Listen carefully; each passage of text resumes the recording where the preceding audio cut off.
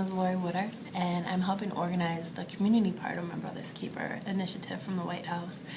There's 3 parts of the initiative, and one is the Mayor's Challenge, which Mayor Coleman and Mayor Hodges took together, and another one is the task force, and they approach policy, and I'm also on the task force where we talk about policy changes and what that exactly means and actually going for the policy change.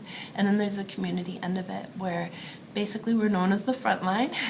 We're the ones who actually work in the community with the community programs, community members, parents, the youth, churches, different religious organizations, and then different funders. And so then that's the 3rd piece of it. So I help organize the 3rd piece of it, and I'm also on the task force. Getting something like this accomplished, getting things accomplished that have never been able to be actually accomplished before, even though we've seen them start several times, is kind of like pushing a ball up a mountain. And the mountain is just sky high, you can't even see the top, and you're pushing this ball up, and if you lose any type of traction or motivation, the ball will roll all the way back down to the ground, and you'll lose everything that you accomplished. So the policy gives us resting points. So when we're pushing the ball up the mountain, the policy, once a policy gets initiated that helps with what we're working on, you actually get a place to rest the ball, and it won't roll back down to the ground any further. And then when you get enough people and support and everything together to get to the next resting point, you push that ball up, but as soon as you have a policy that supports it, then that ball doesn't roll back down the mountain anymore. And it makes sure that the progress that we've achieved stays, that we don't lose that progress. So when we get policy, when we get something so far and we have a policy made to support it, then we know that we're not going to lose that progress like we could if that policy didn't support us. Right, and if you take like Brown versus Board of Education, once you got it that far and you had a policy to support it, they're never going to segregate schools again. We're never going to lose that progress. But if you had not had that policy in place, the ball could have rolled all the way back down, and communities could have kept segregated schools. Communities could have created segregated schools once they decided they didn't want it anymore. Things would have been more unfair. And even if you would have had progress and desegregated a school, you could have lost that progress without Brown versus Education. Once those policies are in place, you can't lose them. And there's never going to be a law that says, oh, we should be more racist. Once we get a law that says we should be less racist or taking away some racism, then that law is never going to be taken away. There's never going to be a law established that says we should have some more racism. It's just not the direction that anyone here is willing to go in. So it's not, once we have that law made, then that we can just make progress from there. But we're not going to lose that traction. Okay. No. Is there something wrong with Black people in general? No. Is there something wrong with the environments that a lot of people are struggling in? Yeah, those environments are toxic and traumatic. And growing up, I could see, I had my own trauma, my peers had their own trauma, and we had this trauma, but there was never a word for it. You just knew there was something wrong, you knew you felt a different way. When I started working in corrections and started working in the taking people out of prison part of corrections and helping people move on with their life and creating that opportunity, I was looking for it and it wasn't there. And so people outside who did not grow up in the same environments I grew up in, they would label it as, oh, he's afraid of success. Or, a lot of my friends have the same pattern, but they were never afraid of success. I mean, we always celebrated any successes, and they were never setting themselves up for failure. They never said, okay, I'm going to do this, so I make sure that I fail at that. That was never part of it. So I kept thinking there's a missing piece, and that's not it. I can see how people from the outside could call it those things, but it's not. And I could see how people who are coming back from war and they have PTSD, I can see their trauma, and I can see things that are similar, but it wasn't the same. And so I kept looking for that piece, and until I met with Sam Simmons and started talking about Black historical trauma, and then I believe, I forgot which college picked it up, but there was one that did inner city trauma, And so people are now starting to finally talk about there's this trauma piece. And the difference is post-traumatic means that the trauma is over and you're experiencing it afterwards.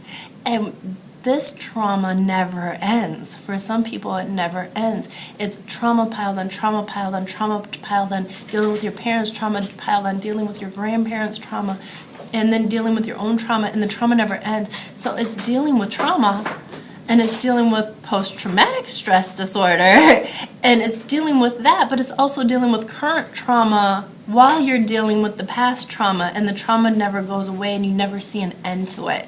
And so that's the difference, and that was the missing piece that I was feeling, that a lot of my friends were feeling, that was named in names that were not accurate, looked at in ways that were not accurate by people who didn't experience it themselves. And so that was that missing piece, is that trauma, we're dealing with trauma, we have childhood trauma, we have teenage trauma, we have an adult trauma, we have trauma that never ends, and how are we going to heal from trauma while we're still experiencing trauma? So that's been a big piece of what we've been talking about, is that healing aspect, and then preventing it in the kids and having the generations grow up in much healthier environments. So it has nothing to do with something being wrong with Black people or with Latino people or with any people who are experiencing the same. It's the environment, and it's the way that it has been ignored for a very long period of time. All right.